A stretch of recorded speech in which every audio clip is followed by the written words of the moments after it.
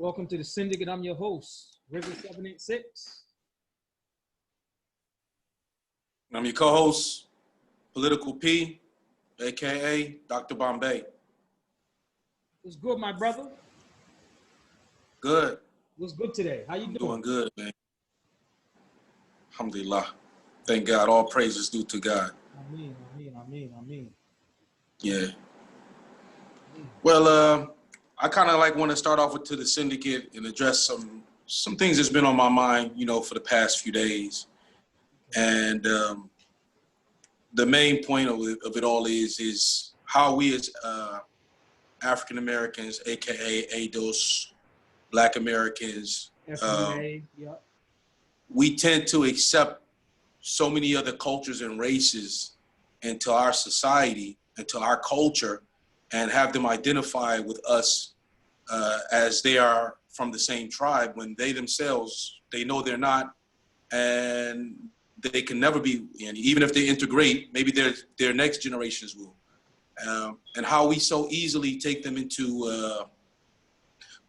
our ranks without really doing a due diligence on them to understand that they really are geared towards participating and identifying themselves in our plight. That's my issue. And I really don't mind people being a part of what we're trying to do, as long as they're about organizing themselves and participating in our agenda.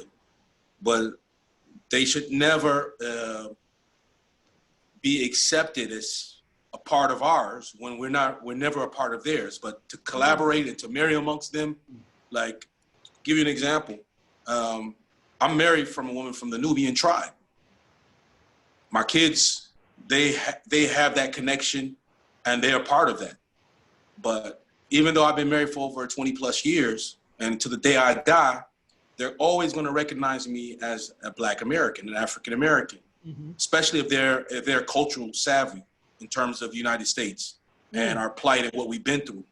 So my wife, as an example, she looks at CNN, she looks at BBC, she understands about Black Lives Matter, and she's for that because she knows her kids are from that culture. And for her to be up on it, and she's married to me. So, but she knows she can only come in as a point of view to participate, which she's willing and ready to do, but that doesn't make her an African American. Right. It makes her kids that her kids can identify with two of those, and vice versa with me. I know she's from West Africa, West Sudan. She's from the Hiban tribe, which is around 12 tribes in the mountainous area of the Nuba Mountains. But I'm participating and I'm contributing to their plight, but they will never see me as such. They will consider me as a brother, but they will respect me in my identity or who I am. Right. And my plight and what I've been through.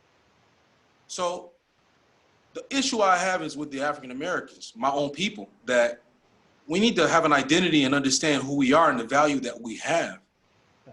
And not just, socially put people within a category of who we are and saying that they're the forefront runners for us to our plight, AKA Obama, President Obama, right? Okay, and potentially Vice President Kamala Harris. So we know both of them. Obama his paternal side comes from African American. Kenya. Same thing with Kamala. Paternally. Kamala Harris, paternally, her father's Jamaican, which is a Black Jamaican. Okay, so we kind of have an identity to that, but still we're not Jamaicans. Neither we are Kenyans. We're not from the same tribe that Obama's from. So Obama came, through his maternal side, he's an American. And of course, through Kamala Harris, through her paternal, his maternal side, his mother's side. Right. So, and that's white. So what I mean to try to say is they have a knowledge base, they integrated within our culture, they became a part of our culture. They really learn. I mean, like for me, example, I'm here in Doha, Qatar. And I know there is there are African Arabs or Arabs that are indigenous to the land here in Qatar, Right. And they're called Al Abdullah. They always mistaken me as from the Abdullah's family. Right. Right? But when I go there and when I speak to them, they know I'm not from Al Abdullah. So I know their language, I know their culture, I know everything about them as if like one country thought I was born here. And they are very excited to hear that I've been here for over 23 plus years. But they always address me, this is an American, with respect. And they know about Malcolm X. They know about Martin Luther King. They know about Black Lives Matter. Even now, they know about Farrakhan. My best friend from the royal family, he's a Qatari. He's sending me messages and videos of Louis Farrakhan speeches. Right. So he's learning about the culture and respecting me even more, and what we are valued added as African American people for domestically and throughout the world. So what I'm a little bit upset about is there's a democratic culture, a democratic tribe, and then there's a Republican tribe. Now, two of these organizations or groups or syndicates, or however you want to put it, does not have anything to do with the African American plight. Okay?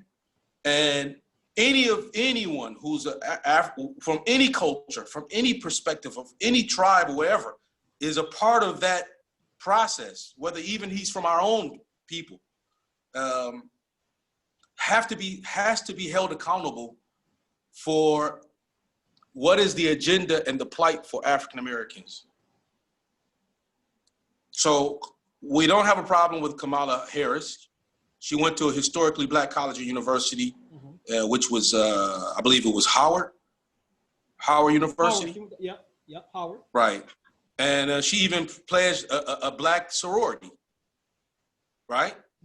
But believe it or not, the fraternity that I pledged back in the day, there are white pledgers coming from the United States that pledge Omega Psi Phi. There's Arabs here in Qatar that pledge Kappa Alpha Psi. They know how to twirl the cane and everything, but that don't make them African Americans. Right. Now, we don't have a problem with adopting them and taking them in, but ultimately, who should take the lead? I can't go over to any other country and say, I'm going to integrate with the culture, and they're going to allow me to take the lead. No, you even can't. Sonia Gandhi, the Italian wife of the family, the famous Gandhi family, was high in political rank, but she was not capable or accepted to be the prime minister of the country. So they had to groom her son or someone from her family to do such. So I'm only trying to say that, you know, by having Kamala Harris as the vice president for the plight and upliftment for Black people, it will be excellent if she identifies herself that, hey, she's running within our agenda. But from her history and her previous history, it shows she incarcerated a lot of people coming as a I believe she was a state prosecutor. Attorney General. Attorney General, yeah. Yeah, the chief state prosecutor, that's right, in California. She really railroaded our people. So just to see a Black face, you guys brush everything else away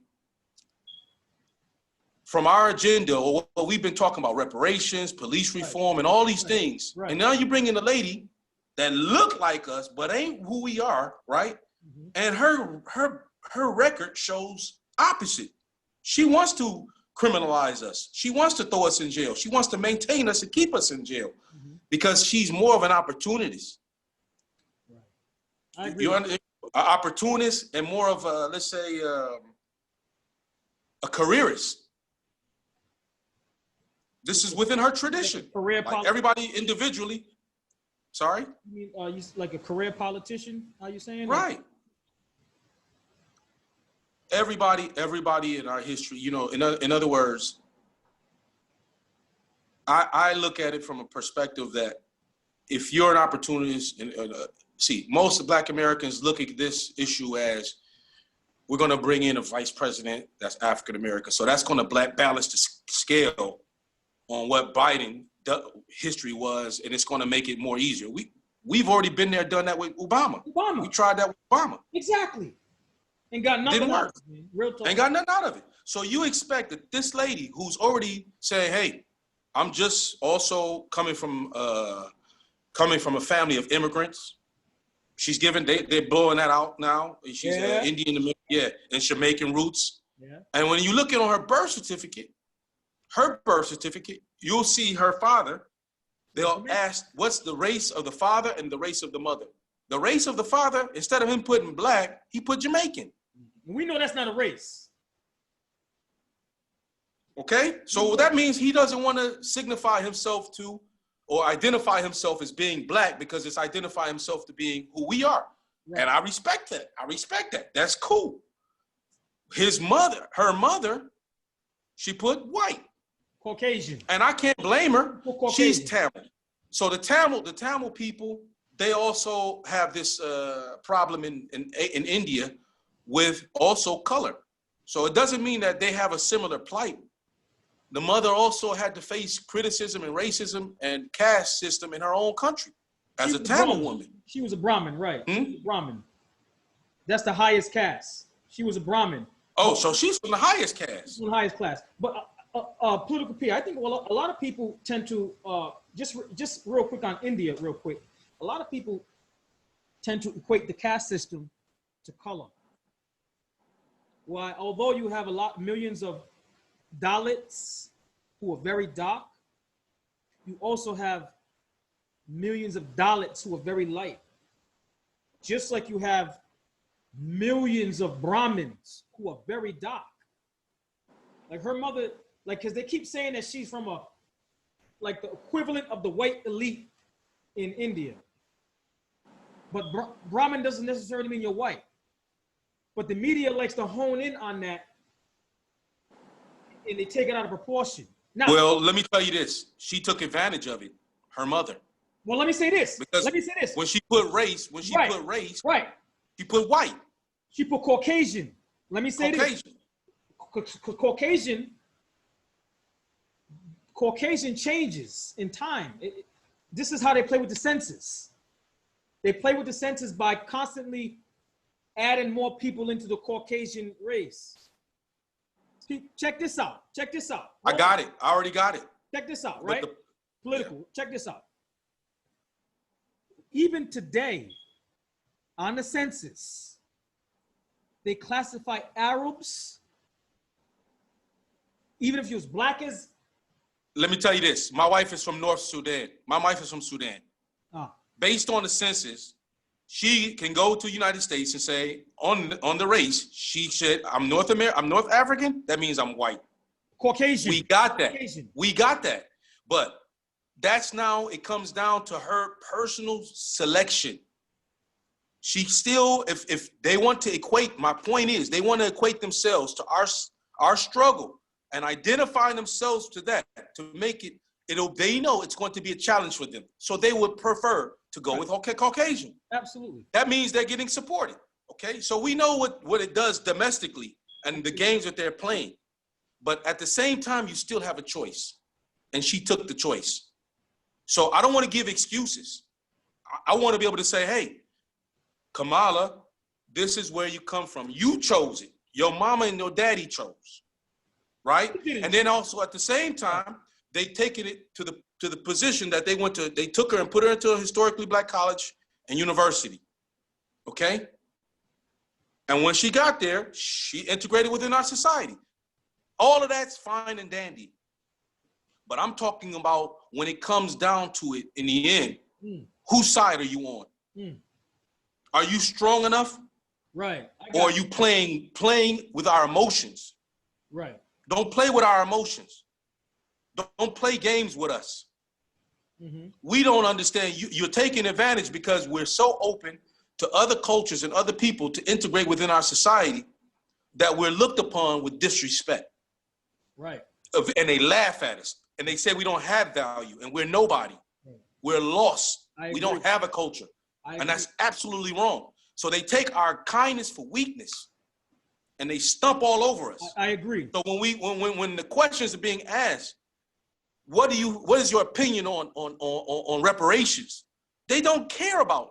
Kamala was asked those questions by another African-American sister who's from us. Now, Kamala Harris really is in a position, she don't care about the repercussions on the decisions she make because she's not a part of our society. She don't have family members that are here that will hold her accountable. But if we had that sister from Atlanta, Georgia, if he would have chose her, she's going to be held accountable. And she understands it because she's a part of it. So she will definitely have the power to say, you know what? I'm going to put everything on the table and I'm going to ride with my tribe and my people. I'm going to push the reparations. Well, peep this. They came down on her too. The mayor of Atlanta. Right. The black media, YouTube media, the big willies, they came down on her too. Okay. Oh, yeah. Jason Black came down on her hard body. In which way? Saying that she's not doing enough to blow the horn of reparations. So try to understand, Rizza. I'm just saying. Yeah, I'm with you. But the difference is she can't go nowhere else. She can't fly to India or Jamaica when the pressure's hot. Mm-hmm. She ain't got no family making macaroni and cheese. I'm talking about Kamala and Obama. They ain't got nobody making no macaroni. Only maybe his wife, family, right? But ain't nobody making no macaroni and cheese and grits and cornbread and greens and ham hocks and all that type of stuff. Nah, you know what I'm saying? Nah. Right. Nah. You ain't got no big mom in the kitchen saying, hey, you know, you got it all messed up.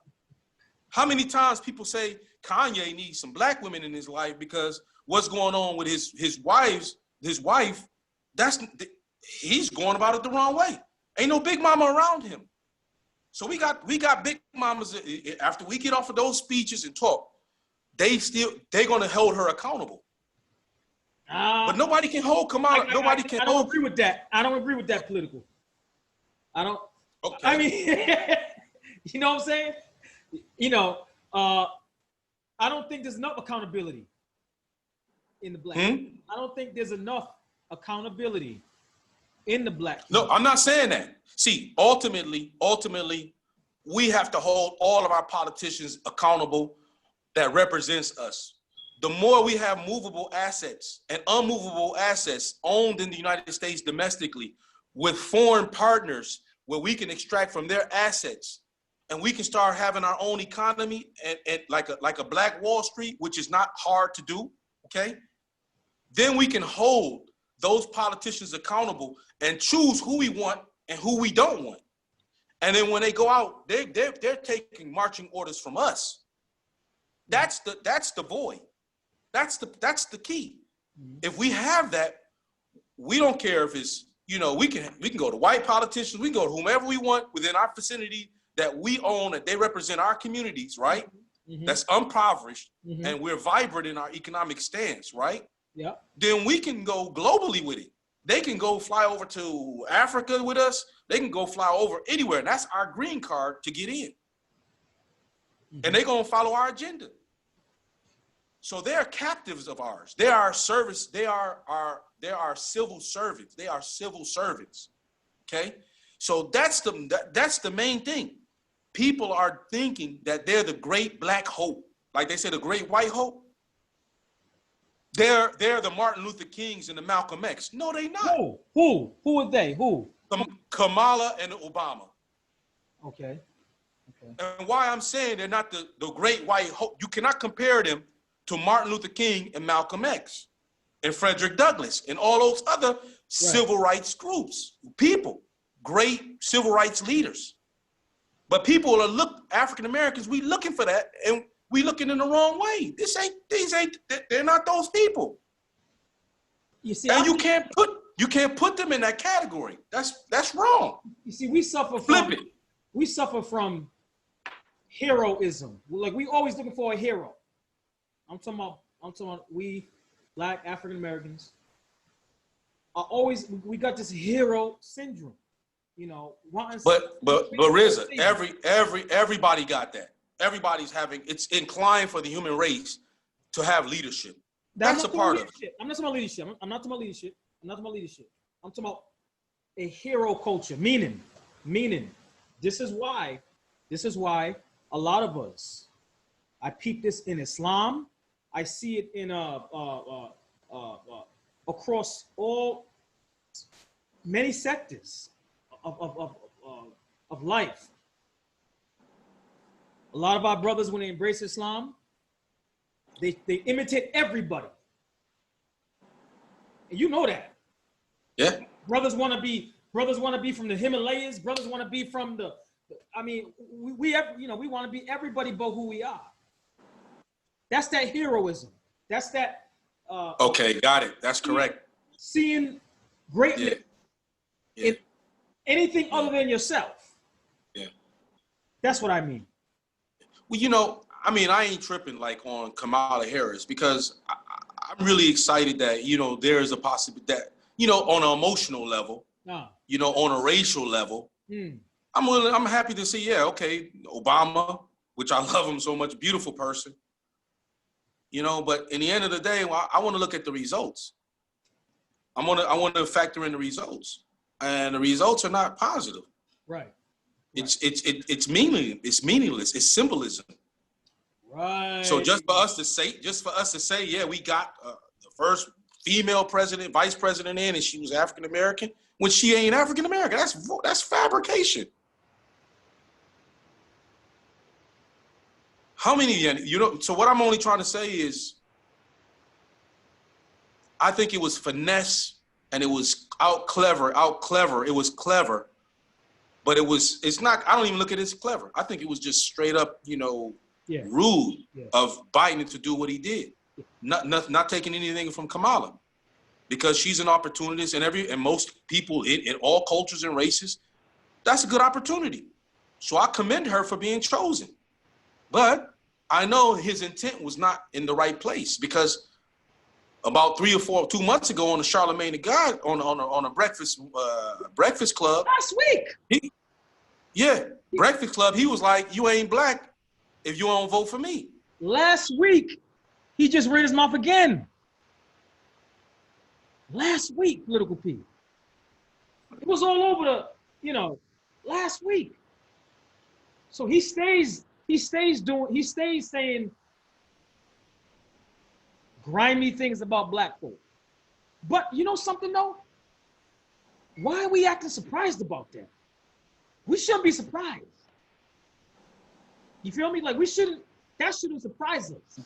Right, but the problem is people are still becoming bamboozled and being bamboozled in a way, wherein you throw this black face to us and, you chose, but you thinking that was the solution to calm us down. Oh, I threw you the black face you wanted.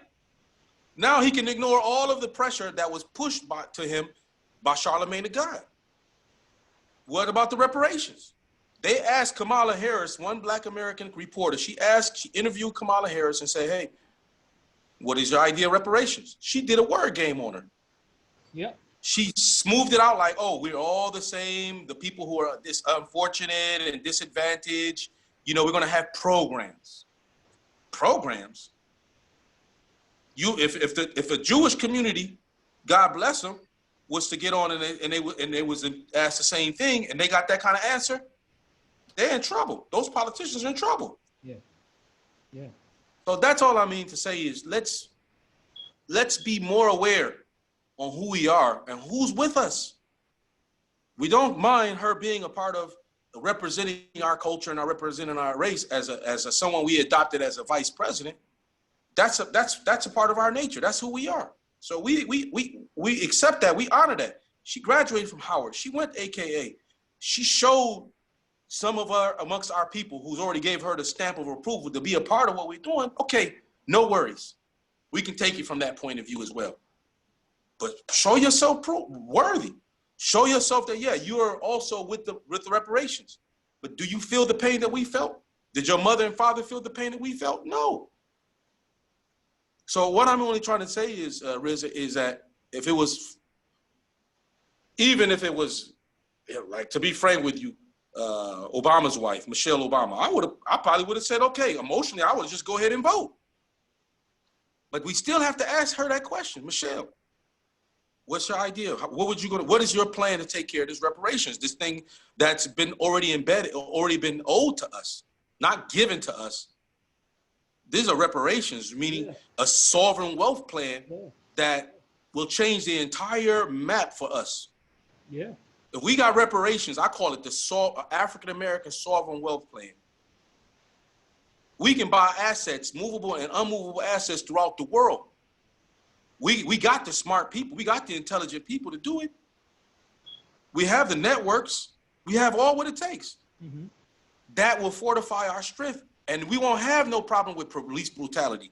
We can still have our youngsters walking around with their pants sagging. That's a part of the culture, whether we believe it or not, whether we say it's immoral or not.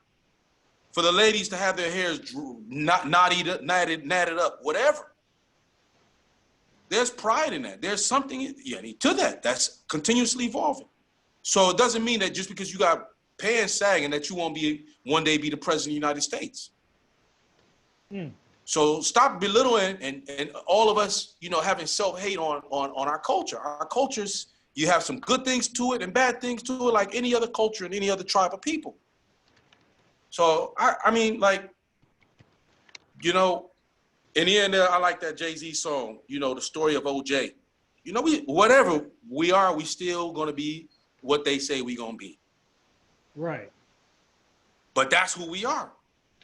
But nobody coming from another country, they not feeling what we feeling. So all I'm trying to get at is RZA is just those points. I'll let you take the floor, Riz.